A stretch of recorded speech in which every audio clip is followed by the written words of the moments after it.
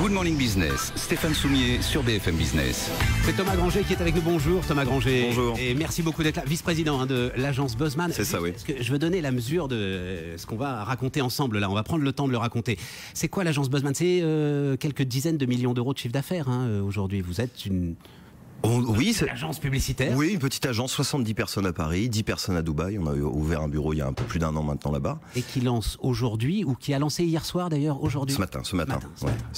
Une opération publicitaire avec une star mondiale. Aujourd'hui, c'est la plus bankable des stars mondiales, je crois. Alors, bankable, je sais pas. En tout cas, c'est sûr que c'est une icône de la pop culture. Parce qu'on parle à des gens qui connaissent peut-être pas Pharrell Williams. C'est les choses. Ça peut arriver, ça peut arriver. Donc leur dire, dans votre jeunesse, c'était comme si on avait signé avec Madonna, quoi. Ou Michael Jackson. Ouais, c'est plus proche de Michael Jackson, ouais. C'est exactement ça. Vous lui avez fait écrire un livre. On lui a fait écrire un livre. Tout à fait, on lui a fait... Je crois pas une seconde que Pharrell Williams ait écrit un livre. Ah bah écoutez, c'est lui qui l'a écrit, d'autant plus que c'est un livre qui parle des clés de son succès. C'est un livre qui s'appelle Inspiration, et de ses inspirations. Donc il y a beaucoup d'anecdotes très personnelles qui le concernent. Donc vraisemblablement, c'est quand même lui qui l'a écrit. Il est en tournée mondiale permanente. Il a pris le temps de l'écrire. C'est un bouquin qui fait une trentaine de pages, qui est assez intéressant à lire. C'est une nouvelle. Non, parce que vous l'avez devant vous, là, il est énorme. Je vous le montre. Trentaine de pages, ça veut dire il sera, parce que c'est là qu'on va rentrer dans le détail de ce qui se passe. Il sera écrit très gros, là, parce que là, j'ai l'impression d'avoir ce sera écrit très gros. Alors bien évidemment, ce bouquin, pour l'instant, il est exclusivement en ligne. Il est sur un site dédié, on peut pas le trouver comme je viens de vous le montrer. Bien sûr. Et le site a été lancé ce matin. Alors il y a une petite... et là où c'est génial. Voilà, il y a une petite spécificité. Opération publicitaire pour Tipex. Pour Tipex, le correcteur. Et donc ce livre est en ligne depuis ce matin, sauf qu'il y a un petit problème, c'est que tout le texte, tous les mots ont été recouverts de Tipex. Donc... à partir de maintenant, l'heure où on se parle, l'objectif de tous les internautes du monde entier, puisque c'est une campagne mondiale, ça va être de retrouver de manière collaborative tous les mots qui ont été surlignés par le Tipex, effacés par le Tipex. Je vais aller donc sur un site. C'est quoi le nom du site alors? Socialbooks-tipex.com. Et là, je vais taper des mots.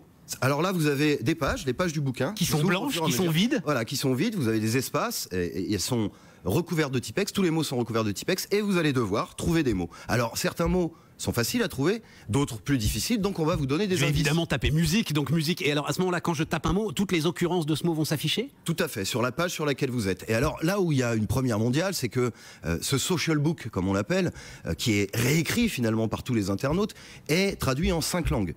Français, anglais, espagnol, italien et allemand. Et tout est fait simultanément. C'est-à-dire que si vous trouvez un mot en espagnol, il est dévoilé et découvert simultanément dans les 4 autres langues. C'est pas mal, non? Mais c'est vertigineux. Ça vous plaît? C'est-à-dire que, alors, d'abord, l'idée est géniale, mais après, on va faire de la philosophie de comptoir. La technologie n'est intéressante que quand elle s'incarne dans des idées géniales qui sont comme ça. Voilà. Complètement. Alors, bien évidemment, comme vous en doutez, c'est très complexe à développer. Néanmoins, l'expérience de l'utilisateur sera d'une simplicité absolue. Bon, c'est aussi ça notre boulot. L'ensemble des fans de Pharrell Williams vont aujourd'hui évidemment partir sur ce... Derrière, il va falloir gérer l'infrastructure parce que vous pouvez vous retrouver face... Enfin, j'espère d'ailleurs. Ce serait le meilleur des succès. Un nombre considérable.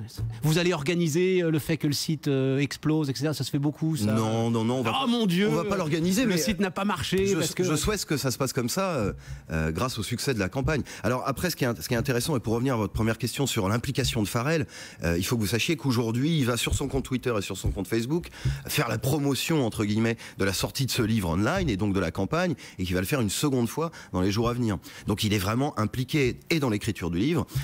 Il fait aussi partie de l'expérience. Je ne vous en dis pas plus, mais je vous parlais il y a quelques instants de certains indices qu'on va disséminer et donner lors de l'expérience. Et oui, parce qu'à la fin, il y a des mots qui vont être compliqués à les trouver, j'imagine. Plus compliqués que les autres, et Pharrell fait partie d'un de ces indices. Alors il faut que vous sachiez quelque chose qui est quand même intéressant, c'est que une fois que l'expérience sera terminée, que tout le bouquin aura été réécrit, ce livre va être imprimé, édité et vendu.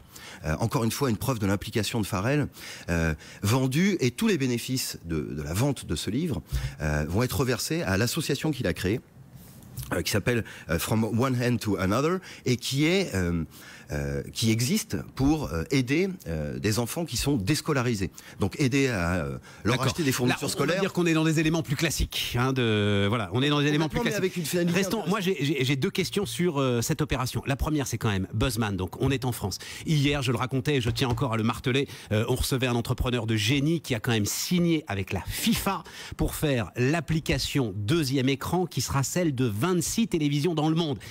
Il est à Paris, il est là.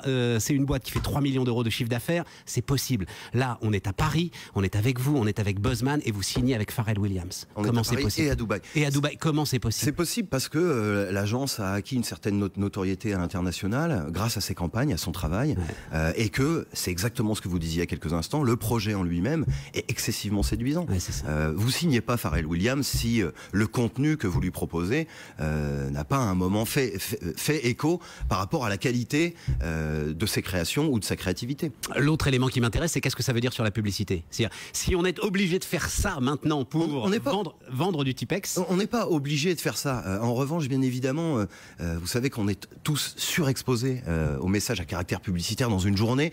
Donc, à partir du moment où vous créez des expériences inédites, never done before, vous savez qu'on adore les anglicismes dans la publicité, on fait le trou. On arrive à, au-delà du média qu'on investit, à créer du média naturel, organique, de la viralité.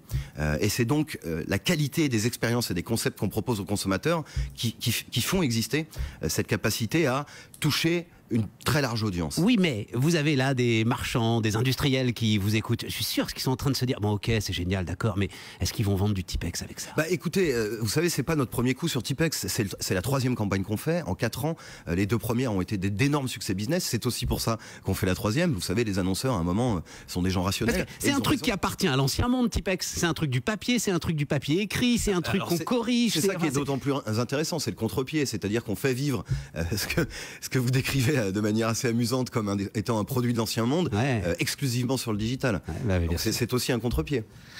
Bon, ben chapeau, hein. Bravo et merci beaucoup d'être venu nous voir pour nous raconter tout cela ce matin. Donc ça commence là ce matin. Maintenant. Merci d'avoir accueilli. Et on verra, évidemment, il y a des déclinaisons, comme on dit maintenant, 360. C'est-à-dire c'est sur le web, c'est la télé.